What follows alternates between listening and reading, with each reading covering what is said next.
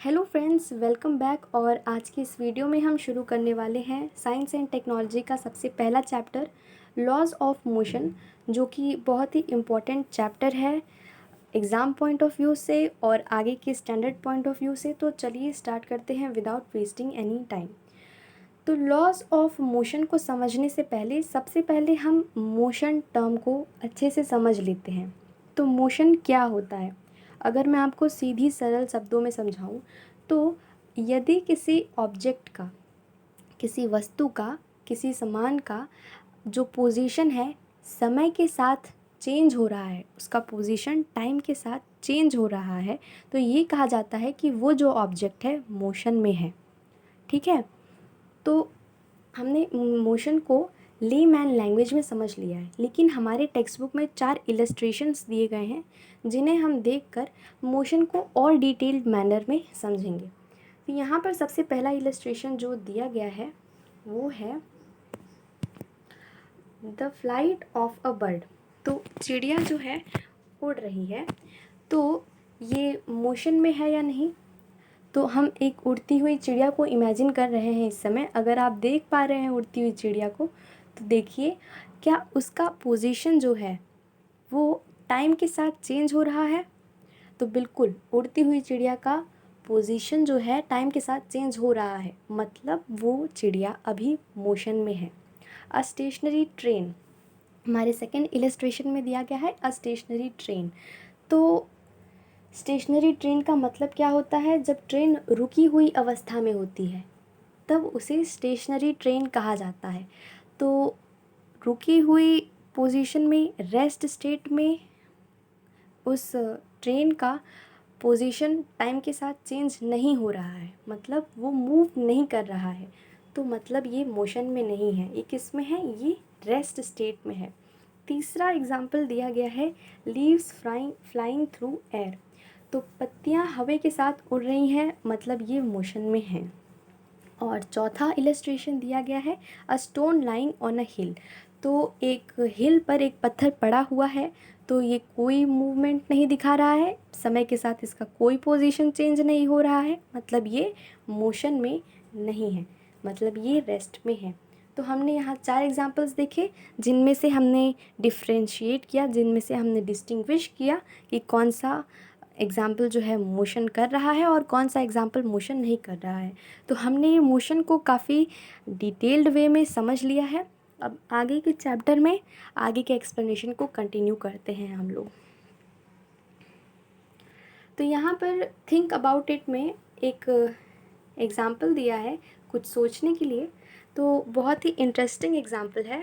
तो यहाँ पूछा गया है, आप एक बस में ट्रैवल कर रहे हैं और आपके बगल में कोई व्यक्ति बैठा हुआ है, तो क्या वो व्यक्ति जो आपके बगल में बैठा हुआ है या बैठे हुए हैं वो मोशन में है या नहीं। तो इसका जवाब 2 तरीके का हो सकता है।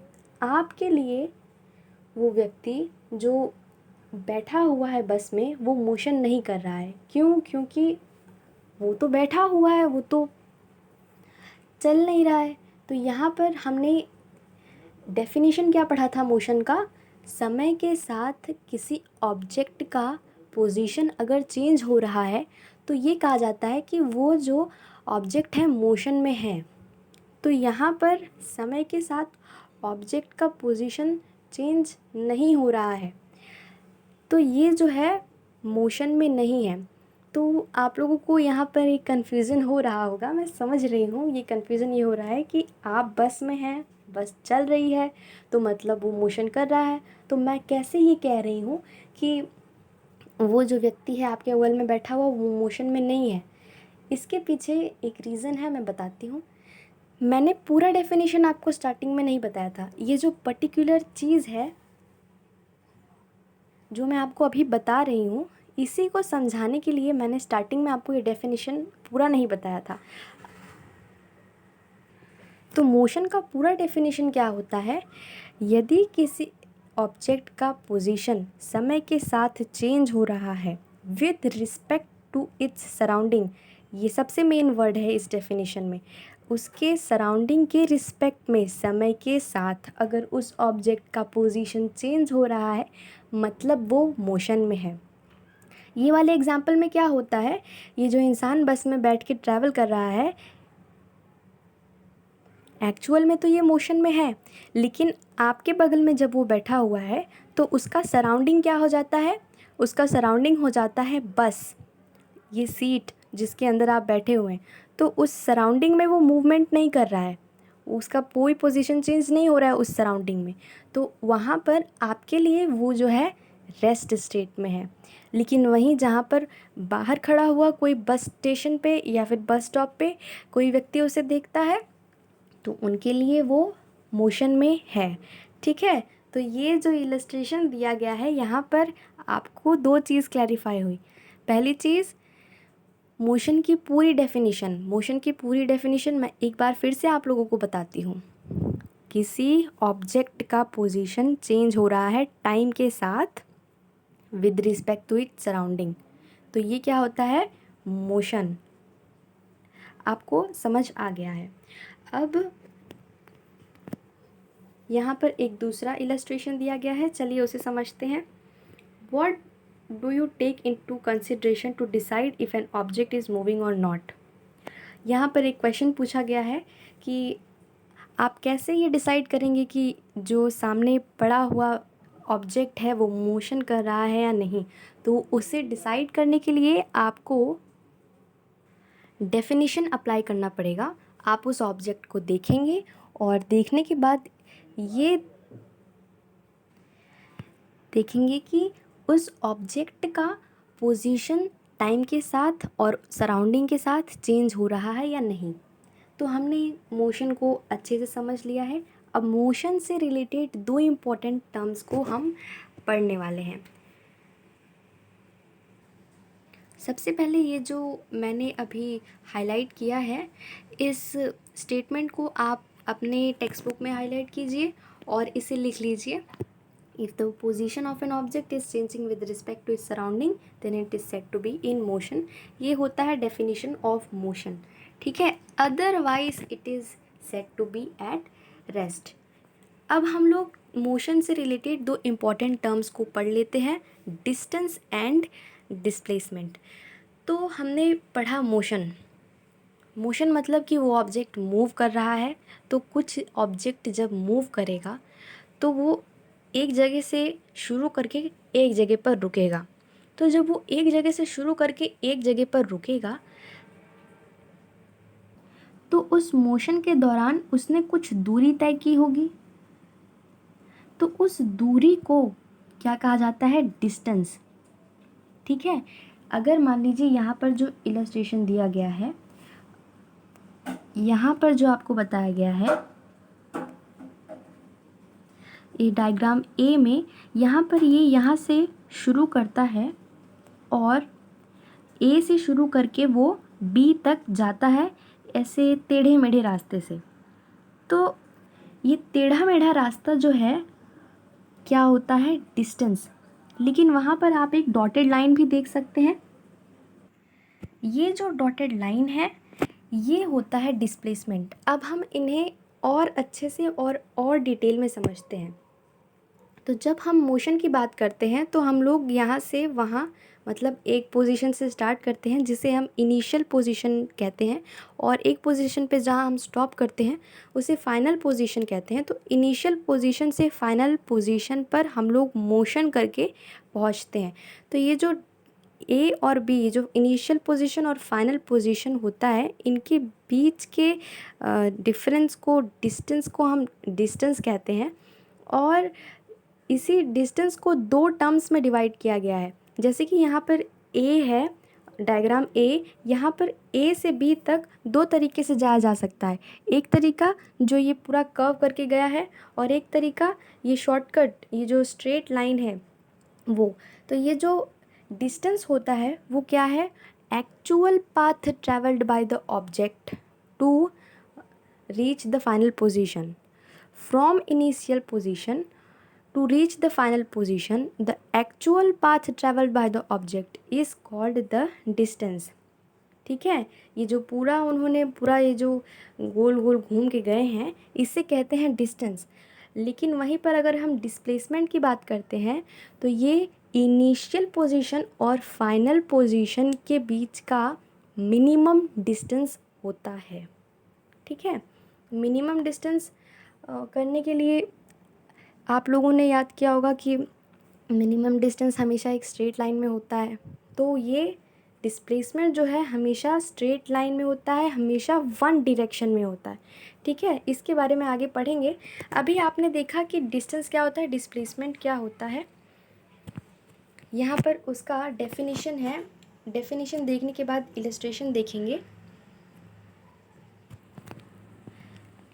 ये जो लाइन मैंने अभी अंडरलाइन किया है, distance is the length of the actual path travelled by the object in motion while going from one point to the another, whereas displacement is the minimum distance between the starting and the finishing point. Starting point is initial point and finishing point is final position. ठीक है,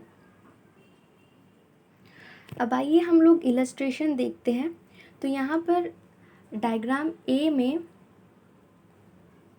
इस diagram A में हमें दिखता है कि एक लड़की है स्वराली जिसका नाम है, वो पॉइंट ए से स्टार्ट करके वापस पॉइंट ए पर घूमकर आती है। तो यहाँ पूछा गया है आपसे डिस्टेंस बताइए और डिस्प्लेसमेंट। तो यहाँ पर डिस्टेंस क्या होगा, ये पूरा गोल घूम के आती है वापस उस पोजीशन पर, तो सर्कल का जो सर्कमफरेंस होगा, जो बाउंड्री होगी, ये होता है उसका डिस्टेंस। और डिस्प्लेसमेंट मतलब होता है फाइनल और इनिशियल पोजीशन के बीच का मिनिमम डिस्टेंस, मतलब सबसे कम डिस्टेंस जहाँ पर हम लोग मतलब उसे शॉर्टकट कह सकते हैं। तो सबसे कम डिफरेंस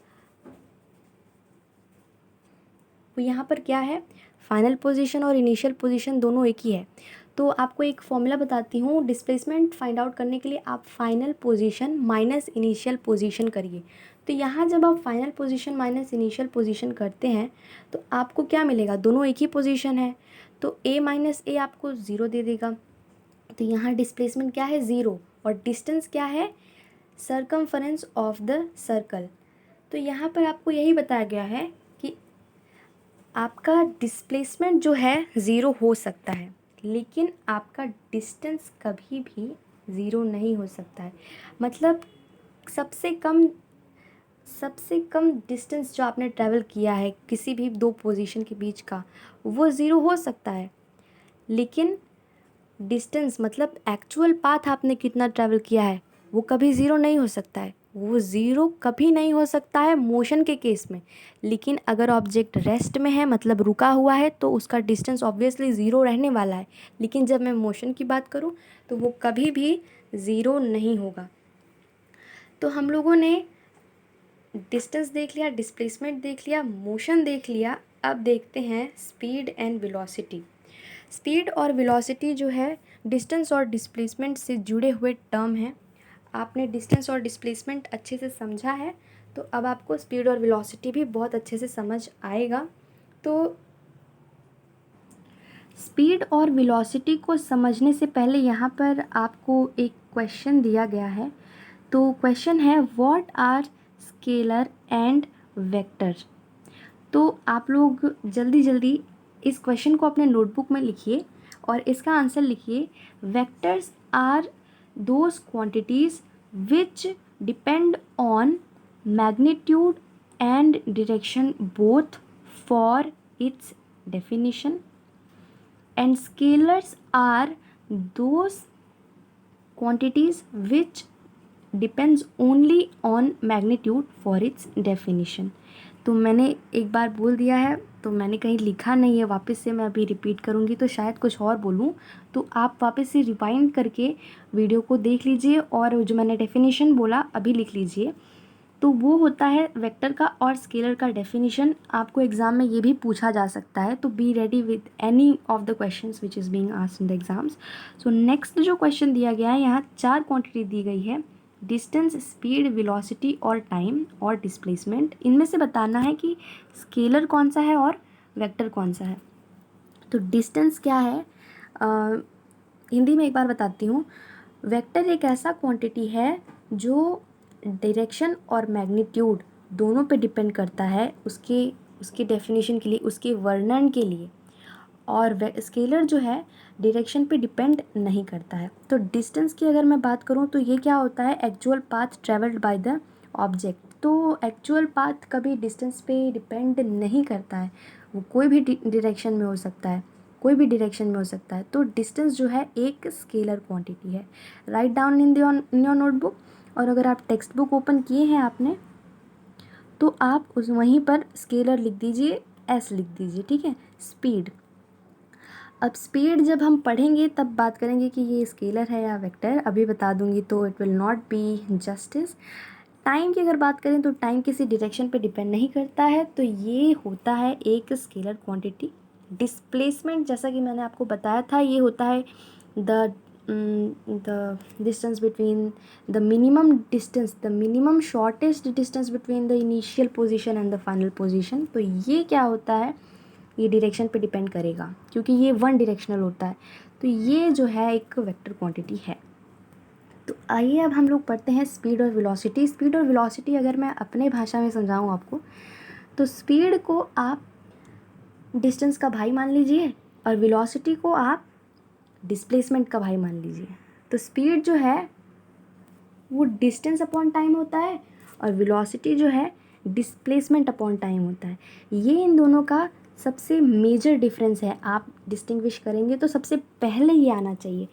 तो स्पीड जो है, जैसे कि आप देखते हैं कोई भी ऑब्जेक्ट या फिर कोई भी ट्रेन, कोई भी कार मूव कर रहा है, उसका डिस्टेंस हम लोग देखते हैं तो वो इतने डिस्टेंस में, सपोज़ एक कार है, वो मैंने बहुत जगह घुमाया, यहाँ से लेकर मंदिर गई, मंदिर से स्कूल गई, स्कूल से किसी इम्पोर्टेंट प्लेस पे गई, किसी शॉप पे गई, फिर वापस घर पे आई।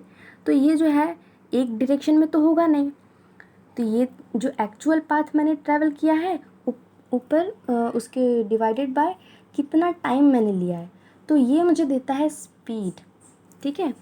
और अगर मैं अभी बात करती हूँ वेलोसिटी की, तो वेलोसिटी मतलब जितना भी मैंने ट्रैवल किया, घर से मंदिर, मंदिर से स्कूल, स्कूल से इम्पोर्टेंट दुकान मतलब इम्पोर्टेंट शॉप पे गई, शॉप से फिर घर पे आई, तो यहाँ पर मैंने डिस्प्लेसमेंट कितना किया, इनिशियल माइनस फाइनल। तो मैंने घर से स्टार्ट किया था, घर पे एंड किया, तो इनिशियल और फाइनल क्या हो गया, एक हो गया। तो डिफरेंस कितना आएगा, तो मिनिमम शॉर्टेस्ट डिस्टेंस कितना आएगा, ज़ीरो। तो डिस्प्लेसमेंट कितना हुआ, ज़ीरो। लेकिन यहाँ डिस्टेंस ज़ीरो है क्या, ज़ीरो नहीं है। तो यहाँ पर अभी आप देखेंगे एग्जाम्पल के थ्रू कि स्पीड और वेलोसिटी कैसे एक ही चीज़ के लिए अलग अलग हो जाते हैं। तो यहाँ पर दिया गया है the distance travelled in one direction, the distance traveled in one direction by an object in unit time is called its velocity। तो ये जो डेफिनेशन दिया है ये भी सही है, लेकिन इससे आपको समझने में थोड़ी सी दिक्कत होगी। तो जो मैंने आपको समझाया है डिस्प्लेसमेंट अपॉन टाइम, ये आप याद रखिए, it will be very helpful for you. Displacement that occurs due to the displacement that occurs in unit time is called as velocity. Unit time मतलब कि अपॉन टाइम, ठीक है। तो ये जो दोनों फॉर्मूला है, इन दोनों फॉर्मूला को आपको बहुत ही अच्छे से मेमोराइज करना है। तो सॉरी फॉर द डिस्टर्बेंस। तो अभी हम लोग कुछ इम्पॉर्टेंट पॉइंट्स देख लेते हैं। ऑलवेज रिमेंबर, हमेशा याद रखना, the units of speed and velocity are same. Unit और वेलोसिटी का जो स्पीड और वेलोसिटी का जो यूनिट है ये हमेशा सेम होता है। अगर एसआई सिस्टम की बात करें तो वो मीटर पर सेकंड होता है, और अगर हम सेंटीमीटर मतलब सीजीएस सिस्टम की बात करें तो वो सेंटीमीटर पर सेकंड होता है। अच्छा फ्रेंड्स, तो एक बार हम लोग वापस से वो पुराने क्वेश्चन पे आते हैं जहाँ पर पूछा गया था स्पीड और वेलोसिटी स्केलर है या वेक्टर, यहाँ पर हमने पढ़ा था। तो स्पीड जो है आप देख रहे हैं कि डिस्टेंस अपॉन टाइम है, तो स्पीड डिस्टेंस अपॉन टाइम है। डिस्टेंस क्या था, स्केलर क्वांटिटी, तो स्पीड भी क्या होगा, स्केलर क्वांटिटी। और वेलोसिटी है डिस्प्लेसमेंट अपॉन टाइम, तो मतलब डिस्प्लेसमेंट वेक्टर क्वांटिटी है तो वेलोसिटी भी क्या होगा, वेक्टर क्वांटिटी। वापस आते हैं इम्पॉर्टेंट नोट्स पर। यहाँ पर दिया गया है जो यूनिट है स्पीड का और वेलोसिटी का सेम होता है। अगर MKS में ले रहे हैं मतलब SI सिस्टम में ले रहे हैं तो भी वो सेम होगा, और CGS सिस्टम में ले रहे हैं तो भी वो सेम होगा। स्पीड जो है डिस्टेंस से रिलेटेड है, वेलोसिटी जो है डिस्प्लेसमेंट से रिलेटेड है। तीसरा जो पॉइंट यहाँ दिया गया है, अगर if the motion is along a straight line the values of speed and velocity are same otherwise they can be different. अगर स्ट्रेट लाइन में मोशन हो रहा है तब उनका स्पीड और वेलोसिटी सेम हो सकता है। लीनियर मोशन में स्पीड वेलोसिटी सेम होता है, लेकिन अगर लीनियर मोशन नहीं हो रहा है, स्ट्रेट लाइन में मोशन नहीं हो रहा है, तो वेलोसिटी और डिस्टेंस अलग अलग हो जाएगा। जैसे कि हम लोगों ने देखा यहाँ पर एग्जाम्पल देखा था, मैंने आपको एग्जाम्पल दिया था, वो वाला लेते हैं। आप घर से मंदिर गए, मंदिर से स्कूल गए, स्कूल से दुकान पे गए, दुकान से वापस घर आए, तो वहाँ पे डिस्टेंस अलग था, तो डिस्टेंस अपॉन टाइम स्पीड अलग हो गया। डिस्प्लेसमेंट क्या था, ज़ीरो था, तो ज़ीरो अपॉन टाइम वेलोसिटी कितनी हो गई, ज़ीरो हो गई। तो यही जो है बहुत ही इम्पॉर्टेंट है जो आपको समझना है। यहाँ पर एक एग्ज़ाम्पल दिया गया है, चलिए इसको करते हैं। ऐसे टाइप के क्वेश्चंस भी आ सकते हैं। तो ये जो एग्ज़ाम्पल है ये पेज नंबर 1 पे जो दिखाया गया था बी फिगर में, इससे रिलेटेड है। तो पहले बी फिगर को पढ़ते हैं। तो यहाँ पर शीतल और प्रशांत दोनों भाई बहन हैं, तो दोनों एक ही घर में रहते हैं, और शीतल की फ्रेंड एक संगीता है जो उससे 500 दूरी ईस्ट में रहती है, और संगीता के नॉर्थ में मतलब यहाँ पर 1200 मीटर की दूरी पर स्कूल है। तो दोनों जन सुबह रेडी होके स्कूल के लिए निकलते हैं। तो शीतल की बेस्ट फ्रेंड है संगीता, तो उसके बिना वो स्कूल जा नहीं सकती है। तो सबसे पहले शीतल क्या करती है, 500 मीटर संगीता के घर पे जाती है और फिर 1200 मीटर संगीता के साथ स्कूल जाती है। लेकिन प्रशांत संगीता का फ्रेंड नहीं है, तो वो क्या करता है, सीधे सीधे स्कूल जाता है। वो कहता है कि मुझे नहीं जाना किसी के घर पे, ठीक है। तो वो क्या करता है, वो डायरेक्ट स्कूल चला जाता है। तो आप देख रहे हैं इस डायग्राम में बहुत ही अच्छी तरीके से अब आपको समझ आ रहा होगा कि डिस्टेंस और डिस्प्लेसमेंट में आखिर डिफरेंस क्या है। तो यहाँ से यहाँ 500 प्लस 1200 मतलब 1700 कितना है, डिस्टेंस है शीतल का, और प्रशांत का डिस्टेंस और डिस्प्लेसमेंट कितना है, 1300 मीटर। आइए क्वेश्चन पर आते हैं। Okay, in the first example, जब पहले एग्जाम्पल में हमने देखा शीतल और संगीता के घर के बीच का जो डिस्टेंस है वो कितना है, 500 मीटर, और संगीता और स्कूल की दूरी कितनी है, 1200 मीटर, और शीतल के घर से स्कूल की दूरी कितनी है, 1300 मीटर। तो मान लीजिए शीतल को संगीता के घर पे जाने के लिए 5 मिनट लगता है और संगीता के घर से स्कूल जाने के लिए 24 मिनट लगता है। तो यहाँ पर सबसे पहले शीतल की स्पीड लॉन्ग पाथ ए, तो पाथ ए यहाँ पर क्या है, शीतल के घर से संगीता का घर 500 मीटर, तो 500 मीटर जाने के लिए उसे टाइम कितना लगता है, 5 मिनट। तो इसका स्पीड कितना हुआ, distance upon time, 500 upon 5 100 metre per minute, ये हो गया इसका स्पीड शीतल का। फिर शीतल क्या करती है, संगीता के घर से स्कूल जाती है, तो वहाँ कितना डिस्टेंस है, 1200 मीटर, और टाइम कितना लेती है, 24 मिनट्स।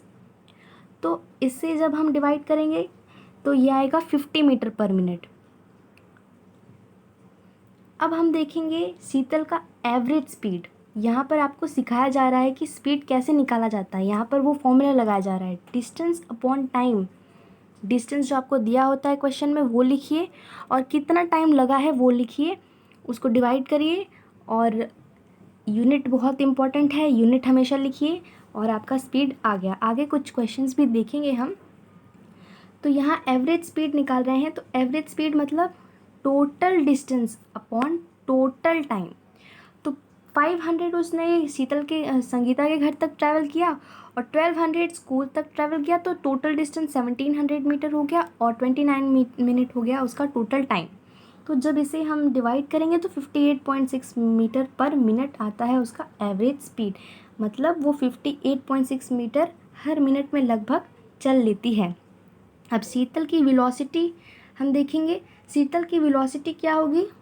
अब आपको वेलोसिटी और डिस्प्लेसमेंट अच्छे से समझ में आएगा। यहाँ से यहाँ तक वो गई और फिर यहाँ से यहाँ तक गई, तो ये क्या होता है डिस्टेंस, ये है उसका इनिशियल पोजीशन और ये है इसका फाइनल पोजीशन। तो फाइनल पोजीशन और इनिशियल पोजीशन के बीच का जो मिनिमम डिस्टेंस है, ये जो आप एक मिनट, ये जो आप देख रहे हैं 1300 मीटर, ये होता है डिस्प्लेसमेंट। और ये जो इसने पूरा ट्रैवल किया हुआ है, ये जो यहाँ पर इन्होंने ट्रैवल किया है, एक मिनट, यहाँ से यहाँ तक, ये होता है इसका डिस्टेंस। और ये जो इसने, मतलब इसने नहीं, ये जो इनकी इनिशियल पोजीशन और फाइनल पोजीशन के बीच का जो डिस्टेंस है, स्मॉलेस्ट डिस्टेंस, मिनिमम डिस्टेंस, ये क्या होता है, ये होता है डिस्प्लेसमेंट। तो डिस्प्लेसमेंट कितना है, 1300 मीटर डिस्प्लेसमेंट है। तो अगर आपको वेलोसिटी निकालनी है शीतल की वेलोसिटी निकालनी है, तो आपको डिस्प्लेसमेंट लेना पड़ेगा, मतलब 1300 मीटर अपॉन टाइम। टाइम देख लेते हैं क्या दिया गया है, टोटल टाइम लेंगे हम लोग, क्योंकि यहाँ से यहाँ तक ट्रैवल करने में उसे 29 मिनट लगता है, तो पूरा टाइम लेंगे हम लोग यहाँ 29। ठीक है, तो ये इसे जब सॉल्व किया जाता है आगे, तो देखिए यहाँ पर आंसर 44.83 मीटर पर मिनट होता है। तो ये हो गया इसका वेलोसिटी। फ्रेंड्स, हमने मोशन से शुरुआत किया, मोशन को डिटेल में समझा, उसके बाद में डिस्टेंस डिस्प्लेसमेंट समझा, फिर स्पीड और वेलोसिटी समझा, और स्पीड और वेलोसिटी से रिलेटेड एक क्वेश्चन भी यहाँ पर सॉल्व किया।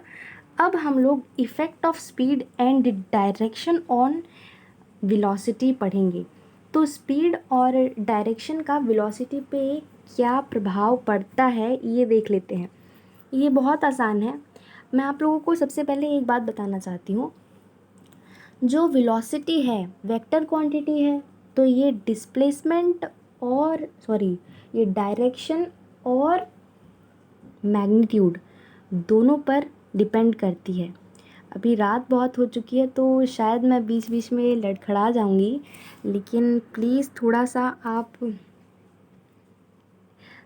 सहयोग कीजिए और समझने की कोशिश करिए। सॉरी फॉर इट, लेकिन प्लीज़ कोऑपरेट करिए। तो आप लोगों को मैं क्या बता रही थी, तो वेलोसिटी जो है डायरेक्शन और मैग्नीट्यूड दोनों पे डिपेंड करती है।